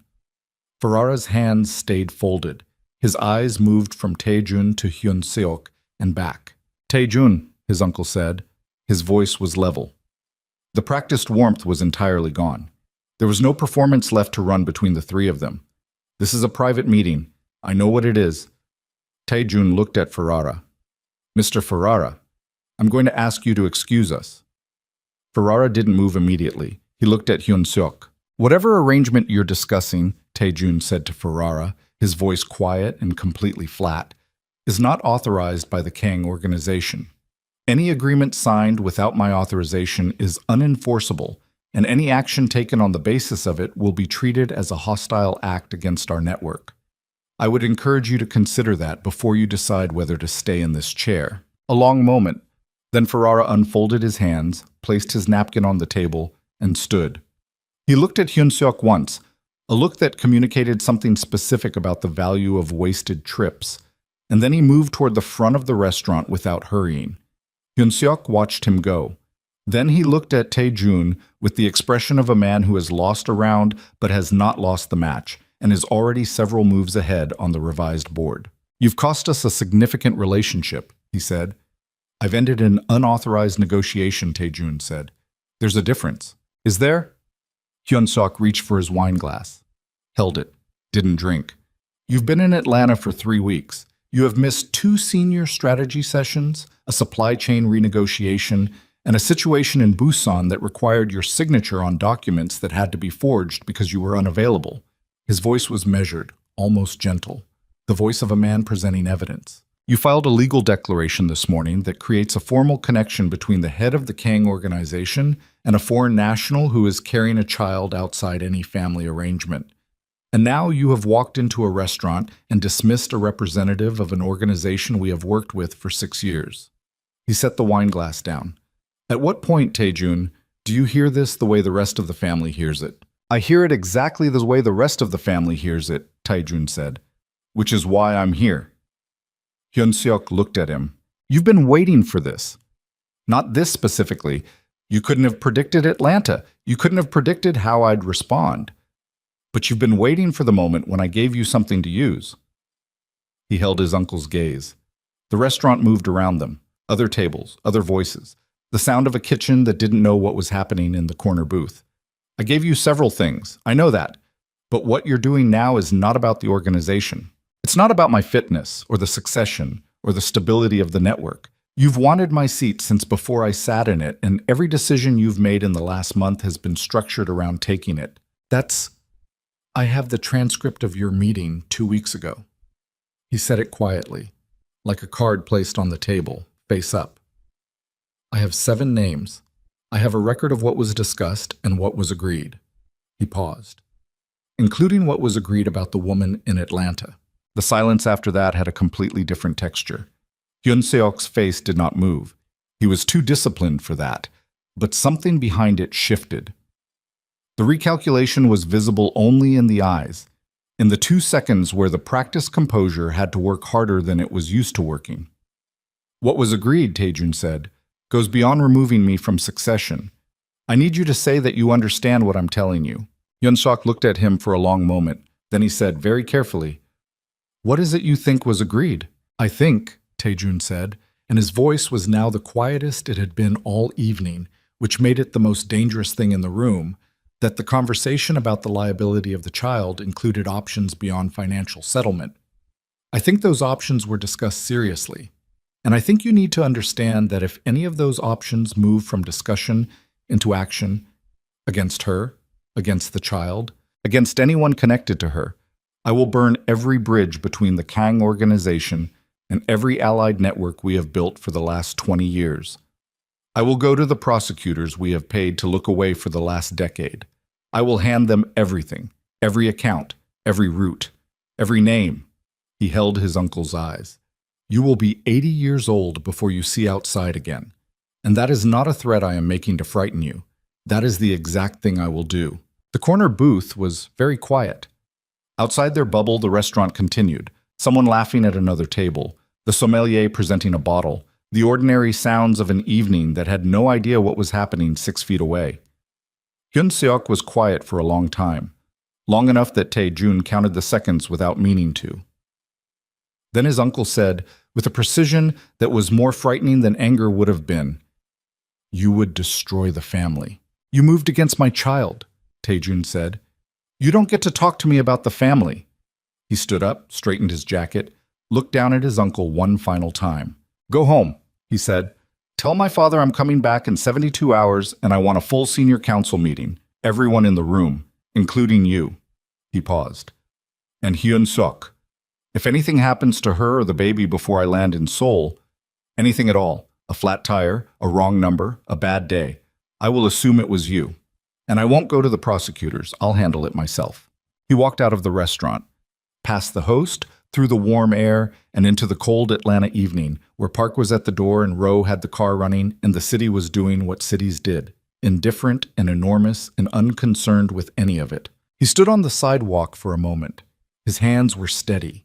He noted this about himself, the steadiness, the absence of shaking, which was either composure or shock, and he wasn't sure yet which one. He breathed in the cold air and felt his heartbeat doing something complicated in his chest, too fast and too hard, the body's honest accounting of what the face had not been permitted to show. Park said nothing. Roe had the door open. Taejun got in the car. "Where to?" Roe asked. He thought about Dorothy's house. He thought about Zarya at the window over the sink. He thought about the question she had asked him that he hadn't answered, the question about whether he understood the difference, whether the filing was guilt management or something real. He thought about what the answer actually was and whether he was capable of saying it in a way that was honest rather than strategic, because he had spent his entire adult life making honest things sound strategic, and he was no longer sure he knew how to separate them. Decatur, he said. The car moved into traffic. Tae-jun looked out the window at the city passing and pressed 2 fingers against his sternum, where the heartbeat was still doing its complicated thing, and he sat with it instead of suppressing it. Let it be what it was. The body keeping its own record. His phone buzzed. Seo-won, a text this time. Ferrara left the restaurant, called someone immediately after. Unknown number, encrypted line. Hyun-seok still inside. He ordered another bottle. Tae-jun read the message twice. Ferrara had made a call. Encrypted, immediate, the moment he left the restaurant. Which meant the Marchetti conversation was not concluded. It had just moved to a channel Tae-jun couldn't see. Which meant his uncle had contingencies for the contingencies.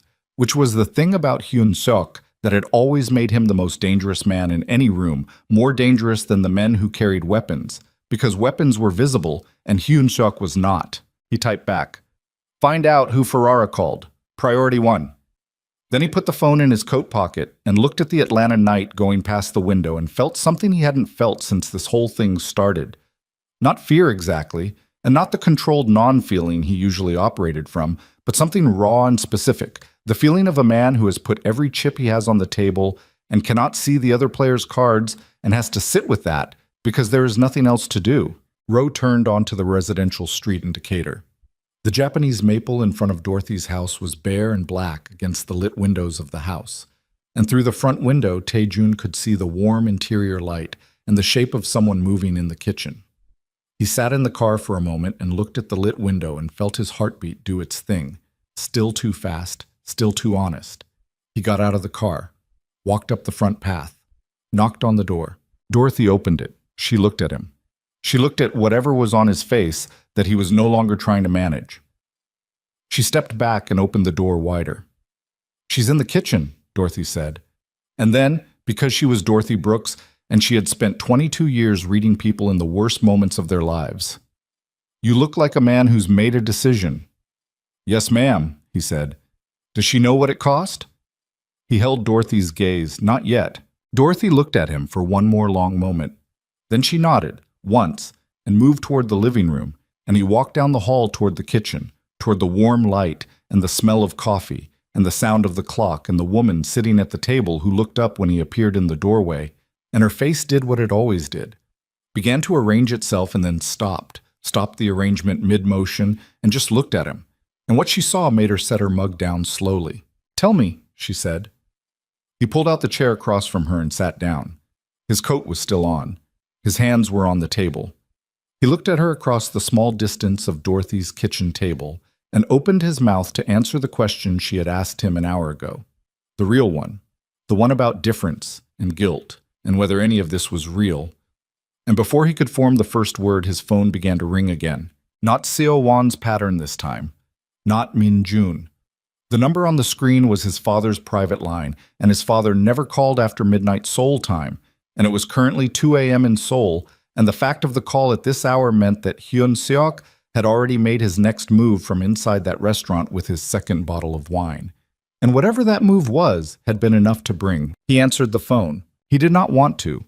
Every instinct in his body was telling him to set it face down on Dorothy's kitchen table and finish the sentence he had been trying to start for the last hour, the one that was going to be the most honest thing he had ever said out loud. But his father's private line at 2 a.m. Seoul time was not a call you let go to voicemail, because the only reason Kang Byung-ho called at that hour was that something had already happened. And the difference between answering and not answering was the difference between managing the damage and inheriting it. He looked at Zarya across the table. She looked at the phone. She looked at him. "Take it," she said. He answered. His father's voice was not the careful navigating voice from their last call. It was the other voice, the one Tae-jun had heard perhaps 4 times in his life, the voice that existed below all the performance, below the patriarch's dignity and the measured authority. It was the voice of an old man who had just been told something that frightened him. "Your uncle made a call tonight," his father said, "to someone in the Marchetti organization. A man named Ferrara." "I know. I was there." A pause. "You were... Taejun? What did you do?" "I ended the meeting." Ferrara left. "What did Hyun Seok call about?" His father was quiet for a moment that felt longer than it was. "He called to say that you had made threats, that you had become unstable, that the situation with the American woman had compromised your judgment beyond recovery, and that for the safety of the organization, an emergency succession review should be initiated immediately." Another pause. "He had Ferrara on the line as a witness. Ferrara confirmed that you had threatened him." Taejun closed his eyes, opened them, looked at the surface of Dorothy's kitchen table, the grain of the wood, the small ring left by a mug, the ordinary texture of a life lived simply and without performance. He breathed in through his nose, out slow. "Father," he said, "I need you to listen to me very carefully. Taejun, I'm going to come home. 72 hours. I will walk into that council meeting and I will answer every question and I will stand in front of every senior member of this organization and account for every decision I have made in the last 3 weeks." His voice was completely steady. "But I need you to do one thing before that meeting. I need you to look at what Hyun Seok has built. Not what he's told you, not what he's argued, but the actual structure of it, the Marchetti negotiation. The meeting 2 weeks ago, the Atlanta trip." He paused. "Ask yourself who benefits from my removal. Ask yourself who has been building that answer before the question was even asked." Silence on the line, long enough that Taejun could hear his father breathing. "You have the transcript," his father said finally. "Not a question." "Yes." Another silence. Then, very quietly, "He told me she meant nothing to you, that it was a passing thing.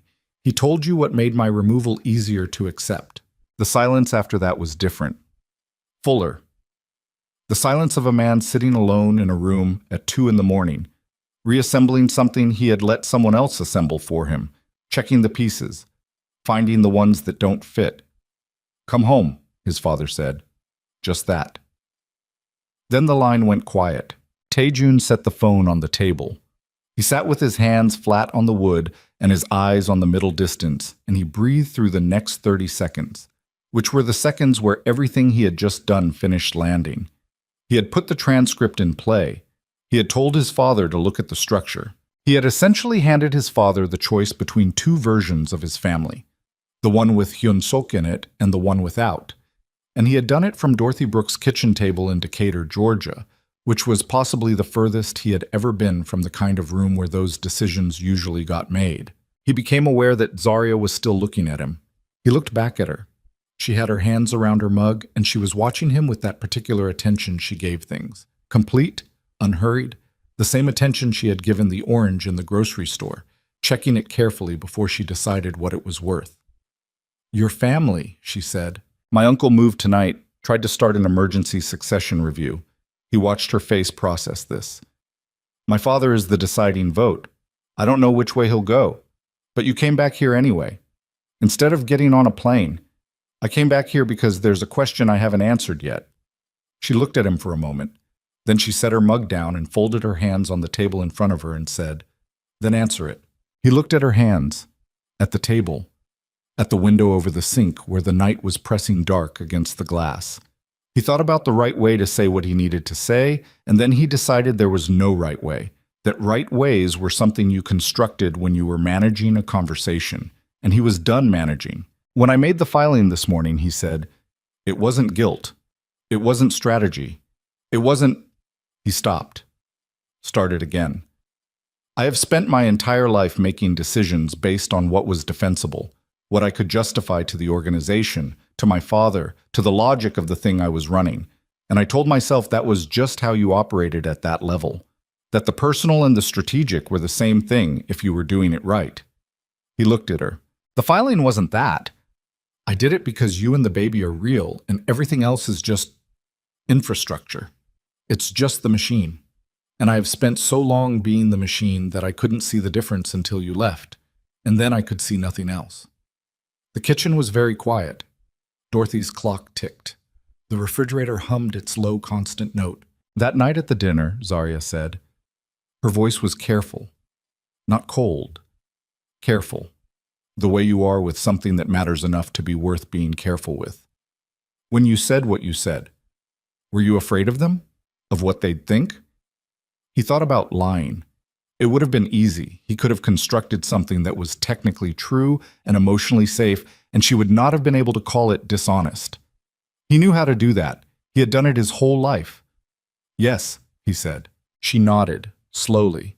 Like this confirmed something she had already suspected, and the confirmation was painful, but less painful than the suspense. You were afraid of your family's opinion of you. More than you were, more than I was real to you. Yes. The word cost something. He felt the cost of it, the specific weight of an honest answer to an honest question when you have spent decades avoiding both. In that moment. Yes, she was quiet for a long time, long enough that he didn't know what was coming, whether this was the edge of something ending or the edge of something else. He sat with not knowing, which was new, which was possibly the hardest thing. I used to think, she said slowly, that the worst thing that happened that night was hearing you say it. But that's not the worst thing. She looked at her hands. The worst thing was that I wasn't surprised. Not really. Somewhere I already knew. That's why I'd been putting off telling you. That's why I rehearsed it 100 times. Because part of me knew the rehearsal was protection, in case it went wrong. He said nothing. He let her have the sentence completely. I came to that door already half gone, she said. I want you to know that, because I don't want you to carry the whole weight of it like it was only that one moment. It was 6 months of me deciding to ignore what I already knew, and that's on me too. He looked at her. That doesn't make what I said acceptable. No, she agreed. It doesn't. I'm just saying it's more complicated than one night. She looked up from her hands. Which means fixing it, if it gets fixed, is also more complicated than one gesture. I know. The filing. Coming here. The confrontation with your uncle. I know what all of that cost, and I'm not... I see it. I see it, Taejun. Her voice had something in it now that hadn't been there in weeks. Something that wasn't quite warmth yet, but was adjacent to warmth, close enough that he could feel the edge of it from across the table. But I can't live inside your empire. I can't be a position you defend. I need to be a person you choose, and those are not the same thing. And I need to know that you know the difference, not just tonight, but on every ordinary day that comes after tonight when there's no emergency to make it obvious. He held her gaze. I know the difference. How? Because the empire... He paused, found the honest version. The empire doesn't keep me up at night anymore. You do. The baby does. Whether you're okay, whether you're warm, whether the thing I said is still sitting on you when you're trying to sleep. He looked at his hands on the table. That's not strategy. That's not defensible. It's just true. The kitchen held them both for a long moment. Then Zarya reached across the table and put her hand over his. Just that. Her hand over his on Dorothy's kitchen table, and neither of them said anything, and the clock ticked, and the refrigerator hummed, and outside the Japanese maple stood bare and patient in the December dark. He left for Seoul the next morning. He did not ask her to wait. He did not make promises that required her to hold still while he went and handled the damage. He told her what was going to happen. The council meeting, the confrontation, the thing with his father that was going to go one of two ways. And he told her the timeline, and then he said, whatever you decide, while I'm gone, that's yours. I'm not asking you to decide anything based on the outcome of this. She had looked at him in the hallway of her mother's house at 5:30 in the morning, with her hair loose and her face still half asleep, and the beginning roundness of the pregnancy visible under her sweater. And she had said, call me when it's done. That was all. He took it.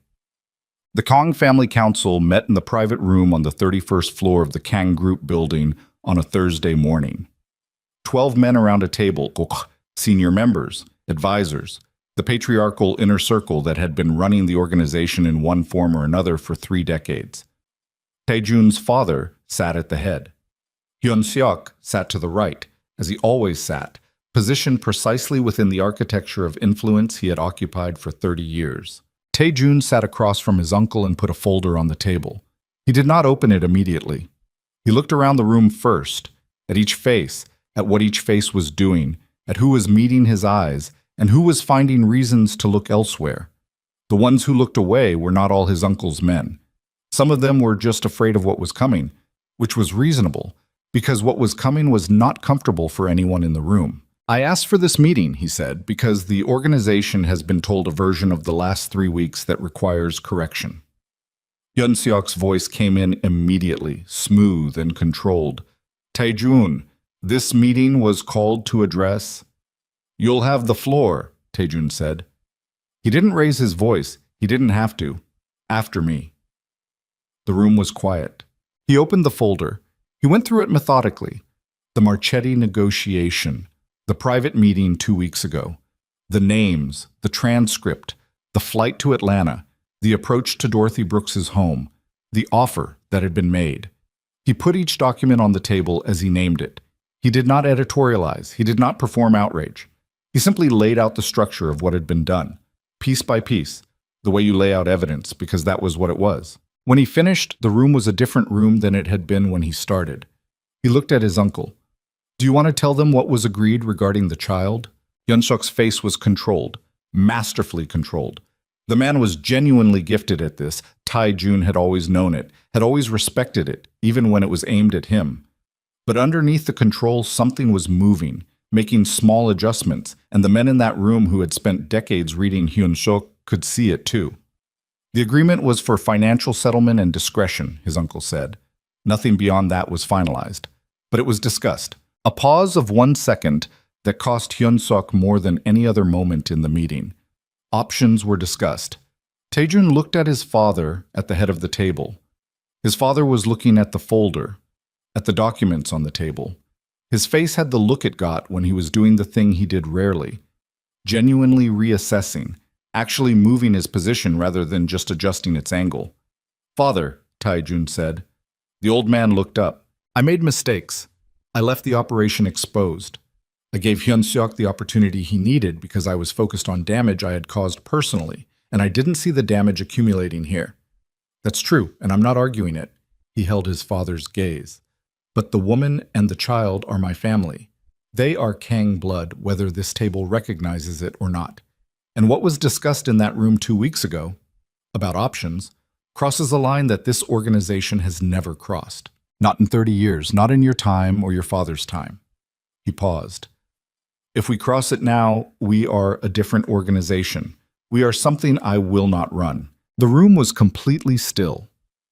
Kang Byung-ho looked at his son for a long time. Then he looked at his brother. Hyun-seok met his gaze with the composure of a man who has prepared for this moment and knows that composure is his only remaining asset. Hyun-seok, the old man said. His voice was very quiet. The voice beneath all the performance. Did you discuss moving against the child? A very long silence. Every person in the room was holding something still. Breath, movement, the impulse to look away. Contingencies were discussed, Hyun-seok said. In the event that... That's enough, his father said. Just that. 2 words. But in 30 years of watching his father run a room, Tae-jun had never heard those 2 words carry exactly that weight. And from the way Hyun-seok's jaw changed, just slightly, just the small tightening of a man absorbing a blow he had not fully prepared for, he understood that Hyun-seok had never heard it either. The council meeting lasted another 2 hours. When it ended, Kang Hyun-seok had been removed from his position as senior advisor, effective immediately, replaced by a 3-person oversight committee that reported directly to Tae-jun. The Marchetti negotiation was formally voided. The emergency succession review was closed without action. It was not a clean victory.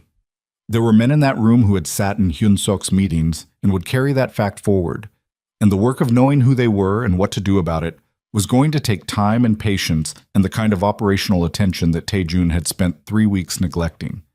There were alliances that needed rebuilding and trust that needed re-earning, and a situation in Busan that was genuinely urgent and had been waiting too long.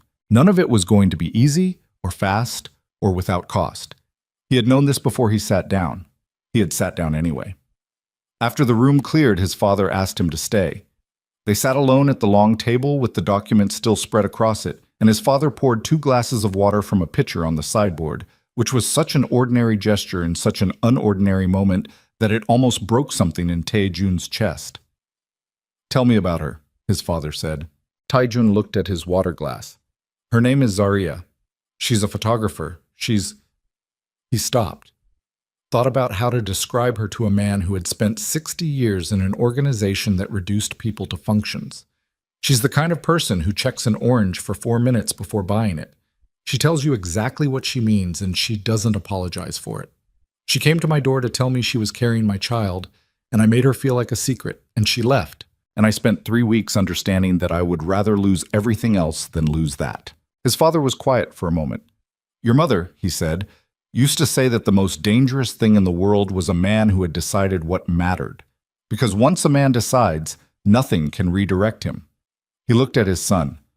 "I spent 30 years trying to prevent you from deciding, because decided men are hard to control." A pause. "I was wrong to try." Tae-jun looked at his father, at the old man's face, the lines of it, the weight of it, the specific exhaustion of someone who has been powerful for so long that he can no longer fully remember what it cost to get there. "I'm going to need you to formally recognize the child," Tae-jun said. "On the record. Whatever the arrangement with Zaria ends up being, whatever she agrees to, whatever she wants, because that's going to be her choice. The child is Kang. I need that to be unambiguous."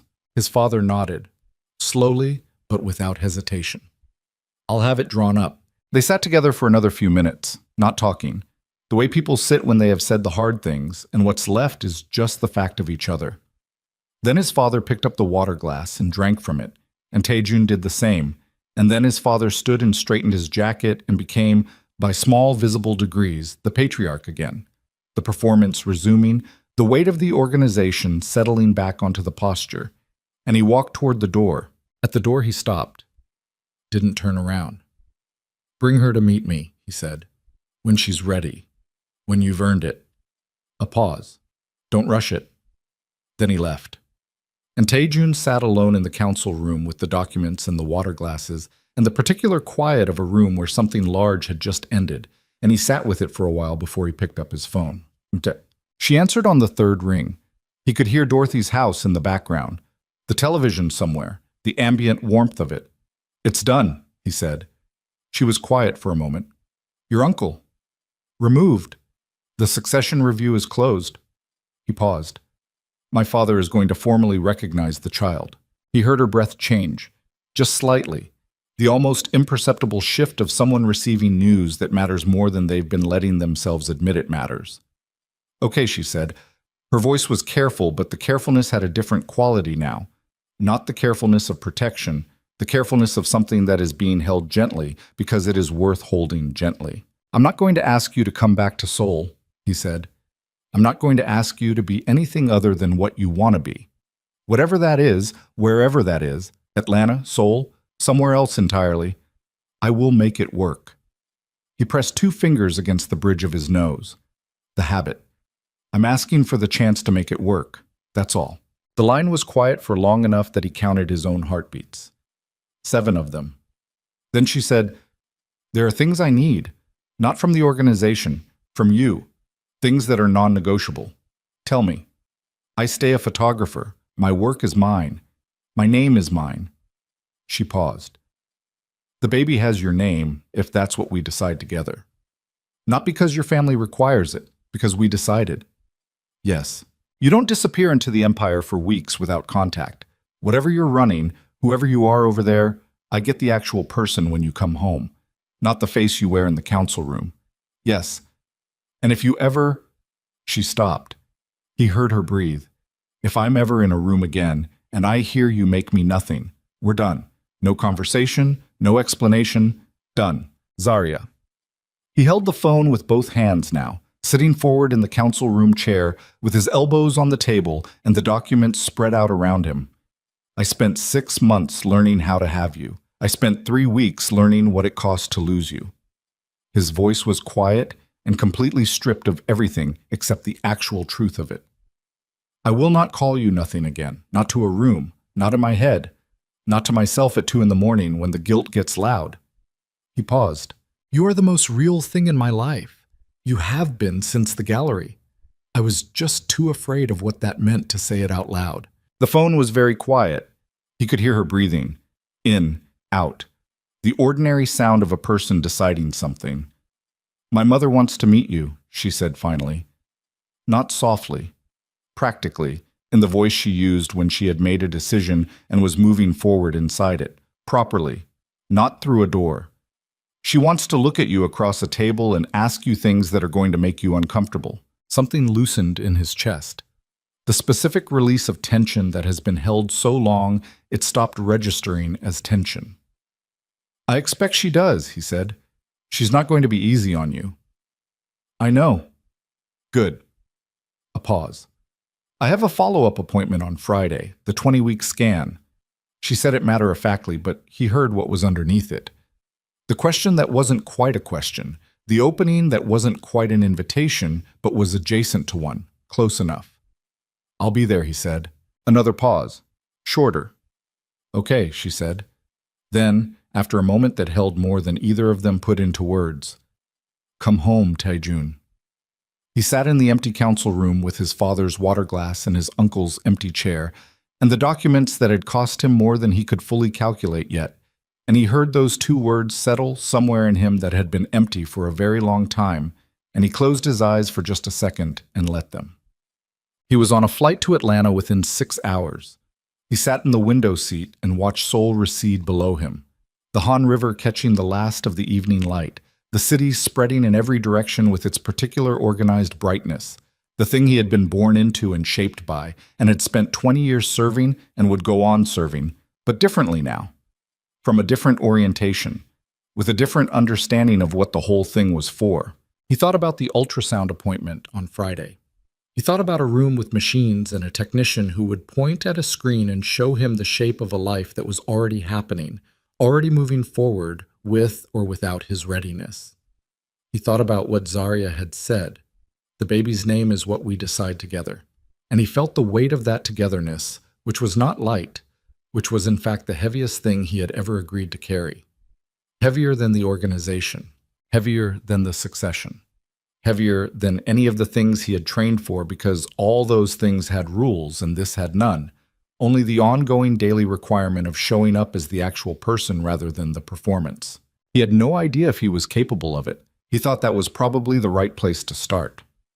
He landed at Hartsfield-Jackson at 6 in the morning, the same terminal as every other time. The same controlled chaos of too many people moving in too many directions. He moved through it with Roe behind him and his coat over his arm and a carry-on bag that had not been unpacked properly in 3 weeks. And when he came through the arrivals exit into the main terminal, he stopped. Zarya was standing by the barrier with her coat on and her camera bag over one shoulder and her hair loose, and she looked at him the way she had looked at him at the gallery, across a room full of people like he was the only thing in it worth seeing, but differently now. With the knowledge of everything between then and this moment layered into it, making the look something more complicated and more true than it had been that first time. He had not asked her to come. She had not told him she was coming. He walked to her. She didn't move toward him. She let him come, which he understood was intentional, which was right. He stopped 2 feet from her and looked at her face, at the winter light coming through the terminal windows on her cheekbones, and the particular set of her jaw that meant she had already decided something and was simply waiting for him to catch up. He said her name. She said, "You look terrible." "I know. When did you last sleep?" "I'm not sure." She looked at him for a moment more. Then she shifted the camera bag on her shoulder and said, "There's coffee in the car. Dorothy made breakfast. You're going to eat something and then we're going to have a conversation that takes as long as it takes." "Okay." And Taejun. She held his gaze. Not cold. Not warm yet. Something that was becoming warm. Something that had started the long work of becoming. This is the beginning, not the resolution. If you came here thinking the hard part is over, I didn't, he said. I came here knowing the hard part is what comes next. She looked at him. The look that was still checking, still assessing, still doing the careful work of deciding what something was worth. He stood still and let her do it, because that was what he had, and it was enough. Then she nodded, once, and turned toward the exit, and he fell into step beside her. Not behind her, not ahead, beside. And they walked out of the terminal together into the cold Atlanta morning, which was gray and bright and full of the ordinary noise of a city that had no idea what it had just witnessed, and the doors closed behind them, and the morning received them. And that was how it started. Not with resolution, not with the clean ending that neither of them had earned, but with two people walking in the same direction, in the same light, choosing the same difficult thing, one step at a time. That was enough. For now, that was everything.